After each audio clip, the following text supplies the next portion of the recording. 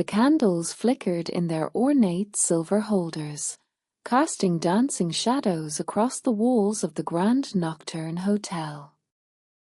It was the kind of place that existed in whispers among the supernatural world, a sanctuary between realms where the powerful came to conduct matters too delicate for their castles and courts. Tonight, every detail had been arranged with meticulous care. Red roses bloomed in crystal vases, their petals so deep in color they appeared almost black in the candlelight. Soft violin music drifted from somewhere unseen, weaving through the room like silk. A table for two stood near the tall windows, dressed in midnight velvet, set with ancient silverware that had witnessed centuries of history. And at the center of this beautiful, mysterious scene stood Valdric Thornheart, the vampire king of the Northern Territories, adjusting the collar of his formal coat for perhaps the 20th time. He was not accustomed to nervousness. In his 800 years of existence, he had faced wars, betrayals, and threats that would have broken lesser beings. He had rebuilt his kingdom from ashes after the Great Purge, had stood alone against councils that sought his destruction, had earned his title through wisdom rather than cruelty, a rarity among vampire rulers. Yet here he was, his ancient hands trembling slightly as he touched the small velvet box in his pocket. The staff had been dismissed for the evening.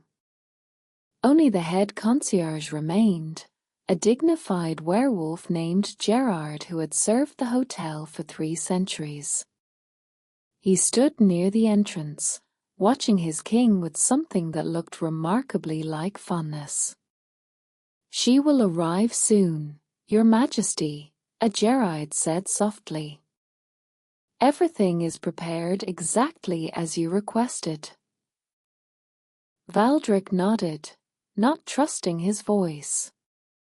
He moved to the window and looked out at the moonlit gardens below, remembering the first time he had seen her, the woman who had somehow, impossibly, made an immortal king feel alive again. They called her the Gothic Baddie in the underground circles where supernatural beings gathered. Seraphina Blackwood moved through the shadow world like a storm wrapped in black lace and silver chains. Her reputation preceded her, a human woman who had survived among monsters, who carried herself with the fierce confidence of someone who had learned that vulnerability was a luxury she could not afford. She wore her armor in the form of dark lipstick and sharper words. Her eyes, lined in black, held a challenge that made most creatures look away.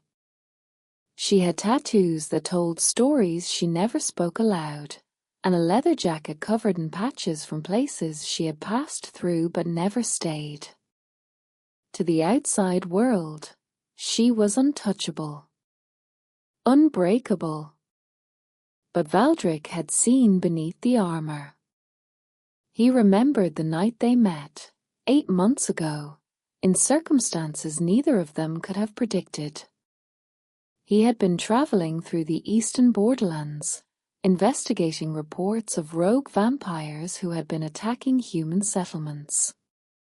It was beneath a king to handle such matters personally, his advisors had insisted, but Valdric had never been the kind of ruler who sent others into danger while he remained safely on his throne. He found the rogues easily enough, 3 young vampires drunk on their own power, newly turned and abandoned by whoever had created them. They had cornered someone in an abandoned church, their laughter echoing off the stone walls as they closed in. What surprised Valdric was not the cruelty of the rogues.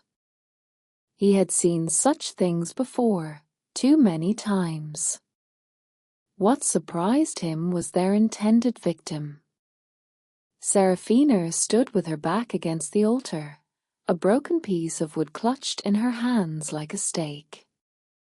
Her leather jacket was torn, blood running from a wound on her arm. But she was not cowering. She was not begging. She was calculating. "Come on then," as she had said, her voice steady despite everything. "Which one of you wants to go first?" The rogues had laughed, mistaking her courage for stupidity. They did not understand that she had already accepted that she might die tonight, and that acceptance had made her more dangerous than they could imagine. Valdric had stepped out of the shadows then, and the temperature in the church had dropped by several degrees. The rogues turned, their bravado evaporating instantly as they recognized the ancient power that stood before them. "Leave," Valdric had said simply. It was not a request. It was not a threat. It was a statement of fact. They would leave, or they would cease to exist. Even young vampires could sense the weight of 8 centuries in his voice. They fled. And Valdric had turned to the wounded human woman, expecting gratitude, or fear, or perhaps both. Instead, Seraphina had lowered her makeshift weapon and looked at him with those sharp, assessing eyes. "You're him," she had said. "The Vampire King. I've heard stories. Not all of them flattering, I imagine." "No." She had tilted her head, studying him like he was a puzzle she intended to solve. "But the most interesting ones are about what you don't do. You don't hunt humans. You don't tolerate cruelty in your territory. You've executed your own kind for harming the innocent." Valdric had inclined his head, neither confirming nor denying. "Why?" Seraphina had asked. "You're a predator. Why protect prey?" It was a question he had been asked many times, usually by other vampires who found his principles incomprehensible. But something about the way this human woman asked, without judgment, with genuine curiosity, made him answer honestly. "Because power without compassion is just cruelty with a crown," he had said. "And I have lived long enough to know that cruelty is the refuge of the weak. True strength is found in what we choose to protect, not in what we choose to destroy." Seraphina had been quiet for a long moment. Then she had winced, pressing her hand against the wound on her arm. "That's bleeding rather badly," Valdric had observed. "Will you permit me to help?" She had laughed then, a short, surprised sound. A vampire king asking permission to approach a bleeding human. That's a new one. I have found that consent tends to make most situations less complicated. She had considered him for another moment, then nodded. "All right. Help me." And that had been the beginning. Over the following months, Valdric learned the truth that Seraphina hid beneath her fierce exterior. She was not simply a human who had wandered into the supernatural world by accident. She was running. Her parents had been monster hunters, not the noble kind who protected the innocent, but the mercenary kind who killed for profit and sometimes for sport. They had raised Seraphina to follow in their footsteps, to see all supernatural beings as targets rather than people. But Seraphina had seen too much. She had watched her parents murder a vampire family, including children, simply because a wealthy client had paid them to clear the land. She had tried to stop them. She had failed. And when she had finally escaped her parents' world, when she had run as far and as fast as she could, she had become a target herself. A traitor in the eyes of the hunting community. A human who knew too much in the eyes of the supernatural one. She had learned to survive by being sharp enough that no one wanted to test her edges. She had built her armor one piece at a time, each layer of darkness and defiance a wall between herself and a world that had given her no reason to trust it. Valdric had not tried to tear down those walls. He had simply stood nearby, consistent and patient, proving through action rather than words that not all monsters were monstrous. He had offered her sanctuary in his territory, and she had refused. Too much like a cage, she said. So instead, he had offered her information, resources, safe passages through dangerous regions. He had asked for nothing in return. Slowly, tentatively, Serafina had begun to seek him out. A message here, a meeting there. She would appear at his court with information about rogue hunters or dangerous creatures moving through the borderlands. She pretended it was transactional, that she was simply repaying debts. Valdric had never corrected her. He understood that she needed to believe she was not accepting kindness, because accepting kindness meant trusting, and trusting meant risking. But he saw the way her shoulders relaxed slightly in his presence. He noticed when she started removing her jacket in his study, revealing the tattoos and scars she usually kept hidden. He heard the difference in her voice when she spoke to him versus when she spoke to anyone else. Softer, less guarded, almost gentle. And he felt the change in himself as well. The centuries-old loneliness that had become so familiar he had stopped noticing it. It began to ease when she was near. For the first time in longer than he could remember, Valdric found himself looking forward to tomorrow. The sound of footsteps in the corridor brought Valdric back to the present. He straightened, his heart doing something it had not done in centuries, racing. Gerard opened the doors with a slight bow, and Serafina walked in. She had dressed for the occasion, though in her own way. Her gown was black velvet, long and elegant, but she had paired it with her usual silver jewelry, chains and pendants that caught the candlelight like captured stars.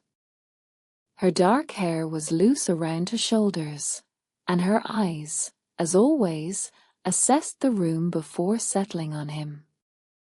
"You're being mysterious," as she said, a slight smile playing at the corners of her dark lips.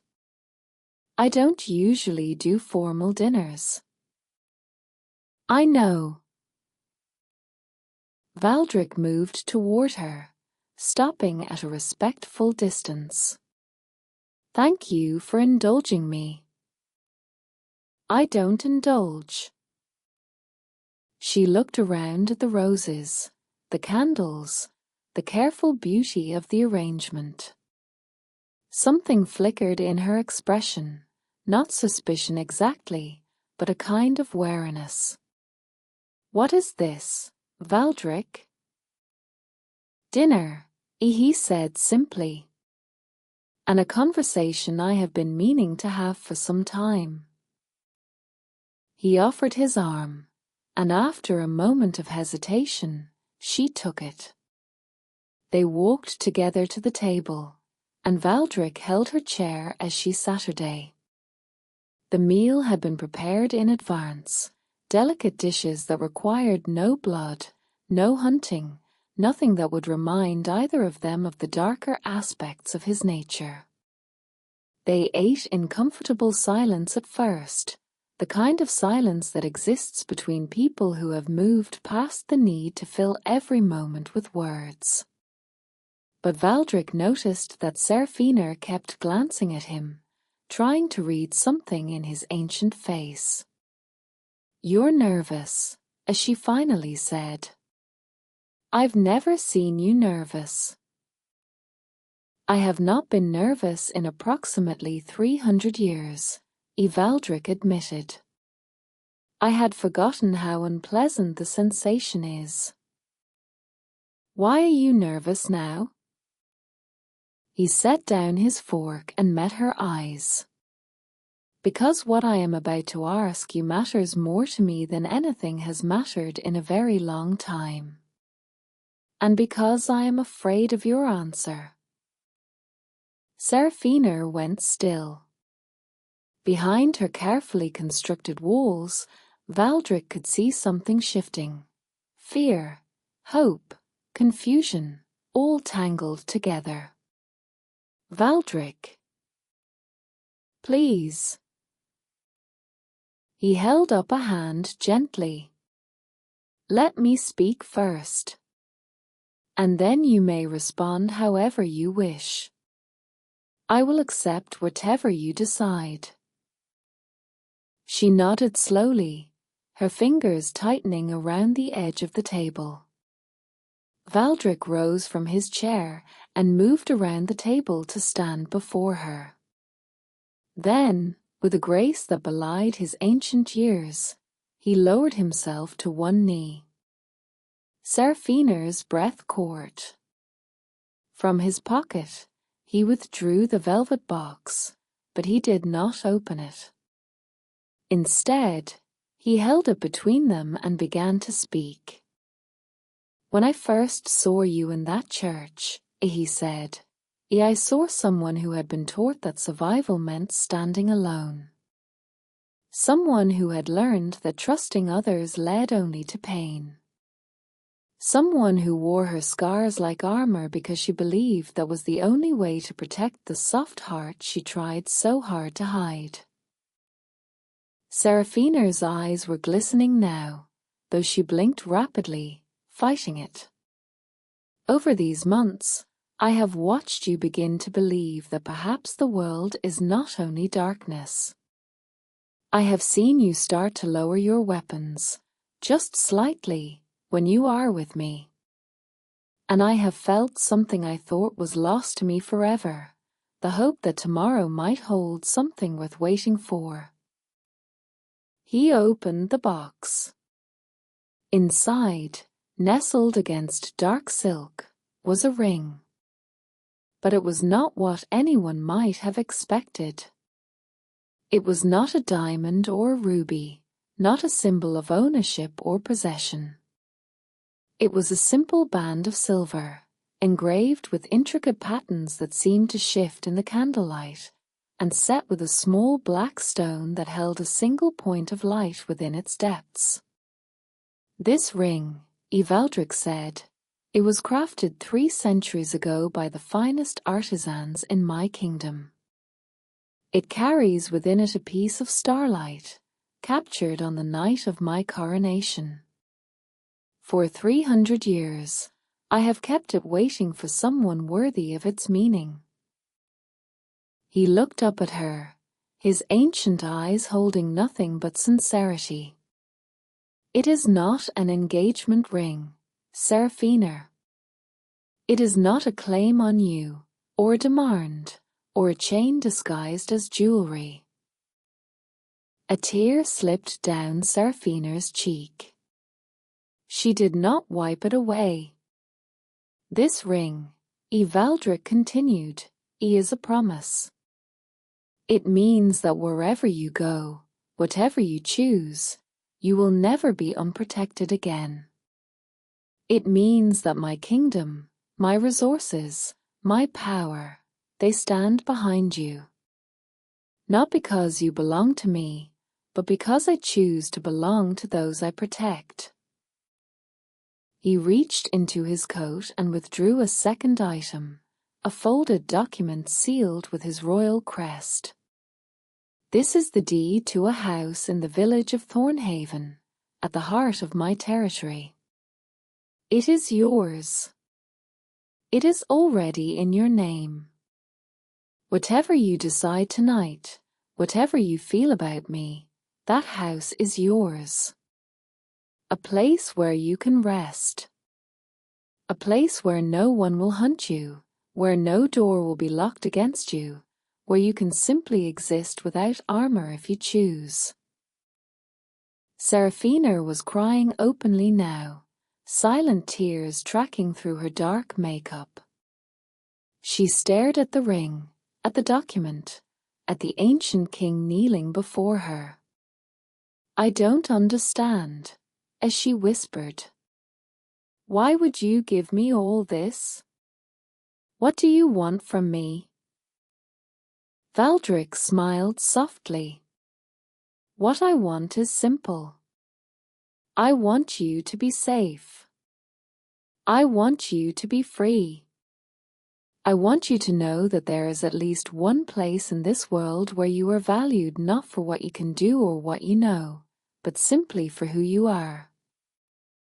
And if I take this and leave? If I never come back? Then I will spend the rest of my existence grateful for the months we had," Valdric said without hesitation. "And I will hope, sometimes, that wherever you are happy." Seraphina's walls, so carefully constructed over years of survival, began to crumble. Not all at once. She was too strong for that, too practiced at holding herself together. But piece by piece, in the warmth of his words and the sincerity of his offering, she let them fall. "No one has ever," her voice broke. She pressed her hand against her mouth, fighting for control. "No one has ever given me something without wanting something back." "I know," Valdric said gently. "That is why I wanted to be very clear about what this is. This is not a transaction. This is not a proposal that requires an answer.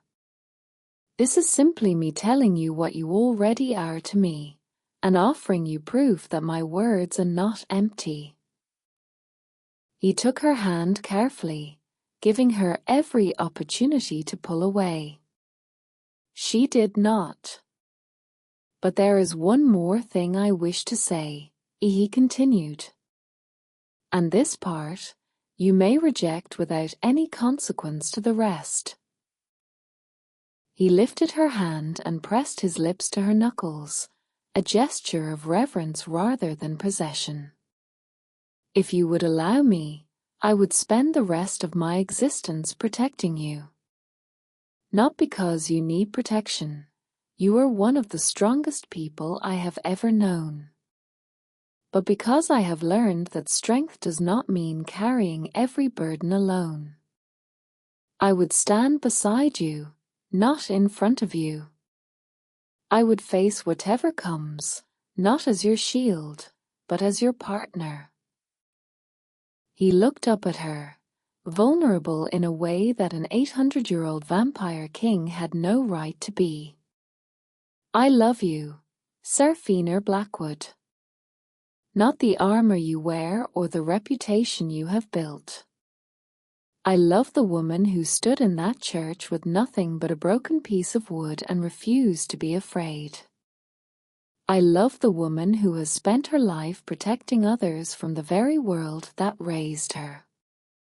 I love your sharp edges and your hidden softness and every scar that tells the story of your survival." He placed the ring box in her hands and closed her fingers around it. "That is my proposal. Not for your hand, but for the privilege of walking beside you. And whatever your answer, everything else I have offered remains yours." because protection should never come with conditions. The room was silent except for the soft music and the distant sound of night birds outside. Seraphina sat frozen, the ring box clutched against her chest, tears still falling freely. Valdric remained on one knee, patient as only an immortal could be. He had said everything he needed to say. Whatever came next was hers to decide. Finally, Seraphina took a shaky breath. "I have spent my whole life," she said slowly, believing that love was just another word for leverage.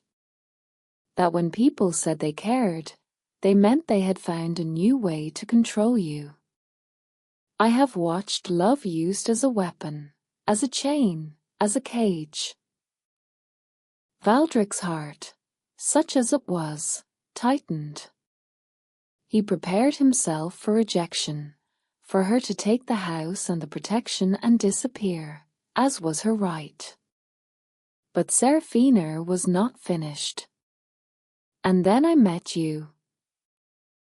She laughed, a watery, disbelieving sound.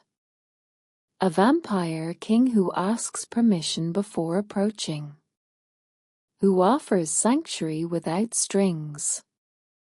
Who has never once tried to change me or control me or make me smaller to fit into his world. She opened the ring box and looked at the silver band with its captured starlight. "You terrify me," she admitted. "Not because of what you are, but because of what you make me want to believe. You make me want to believe that maybe I can stop running. That maybe there is a place where I belong." She lifted her eyes to his. "I am not good at trust, Valdric. I am not good at vulnerability or softness or letting people in. I will probably fight you sometimes, not because you deserve it, but because fighting is all I know how to do when I'm scared." "I know," he said gently. "I have time." Another tear slipped down her cheek. "How can you be so patient?" "Because you are worth waiting for. Because the person you are becoming, the walls you are learning to lower, they are not for me. They are for you. And I would rather spend a century earning your trust than a single moment demanding it." Seraphina looked at the ring one more time. Then, with hands that trembled slightly, she slid it onto her finger. "Okay," she whispered. "Okay." She nodded, a small, fragile smile breaking through the tears. "I do not know if I can be what you deserve. But I want to try. I want to let you walk beside me. I want to stop running and see what happens when I stay." Valdric rose slowly and took her hands in his. He did not sweep her into his arms or claim her with a kiss. Instead, he simply stood there, holding her hands, letting her feel the steadiness of his presence. "Then we will learn together," he said. "One day at a time. There is no rush." Seraphina stepped closer, resting her forehead against his chest. He wrapped his arms around her carefully, gently, giving her every opportunity to pull away if she needed. She did not. "I never expected this," as she murmured against his coat. "When I walked into this room, I thought maybe you were going to tell me you had found my parents. That you were sending me away. I had a whole speech prepared about how I did not need anyone. And now?" She pulled back just enough to look up at him. A fierce, untouchable Gothic baddie, with tear-streaked makeup and a silver ring on her finger, looked more beautiful than anything Valdric had seen in 800 years. Now I think maybe needing someone is not the same as being weak, she said. And maybe being protected does not mean being controlled. It does not, he agreed. It simply means that you are not alone. She reached up and touched his face, tracing the sharp angles of his features as if memorizing them. Thank you, as she said softly. For being patient. For seeing me. For offering me something real when I had forgotten that real things existed. Thank you for letting me see you, he replied. The woman beneath the armor is remarkable. I am honored that you chose to share her with me. Later, after the candles had burned low and the night had deepened around them, they stood together at the window, looking out at the moonlit gardens. Seraphina leaned against Valdric's side, his arm wrapped around her shoulders. What happens now? She asked. Whatever you want, he said. We can stay here for a few days if you like. Or I can take you to see the house in Thornhaven. Or we can return to my castle, though I warn you, the court will be unbearably curious about you. She smiled slightly. I am not very good with courts. Then we will limit your exposure until you are comfortable. There is no obligation to perform for anyone. Seraphina was quiet for a moment, watching the moon. I want to see the house, as she finally said. The one you gave me. I want to see what a home looks like when it actually belongs to you. Then we will go tomorrow. He pressed a gentle kiss to the top of her head. And if you decide you hate it, we will find somewhere else. There is no wrong answer, Seraphina. Only choices, and all of them are yours to make. She turned in his arms and looked up at him, her expression softer than he had ever seen it. For an ancient vampire king, as she said, you are remarkably good at making people feel safe. I have had 800 years to learn that safety is the greatest gift one can offer.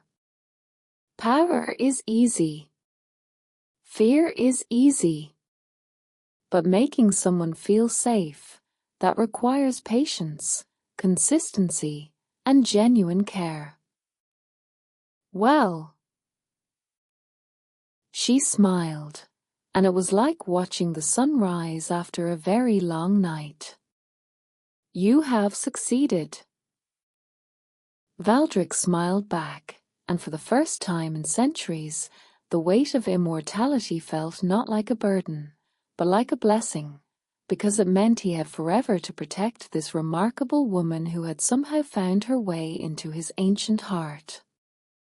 Outside, the night continued its gentle course, the stars wheeling overhead in their eternal dance. And in a candlelit room in the Grand Nocturne Hotel, a vampire king and a Gothic baddie stood together, learning what it meant to be safe, to be seen, to be loved. No one had expected this. Not the starf who whispered about the vampire king's mysterious guest. Not the supernatural community who had long since given up on their ancient ruler finding companionship. Not even Seraphina herself, who had walked into the room expecting nothing and walked out with everything she had never allowed herself to want. But perhaps that was the nature of the most important moments in life. They arrived unexpectedly, wrapped in ordinary evenings and candlelit rooms, and they changed everything without asking permission. And in that quiet, beautiful space between proposal and acceptance, between fear and trust, something precious had been born, not a fairy tale romance, but something deeper. A partnership built on respect. A love founded on patience. A future that neither of them had to face alone. It was, perhaps, the most unexpected thing of all. And it was exactly as it should be.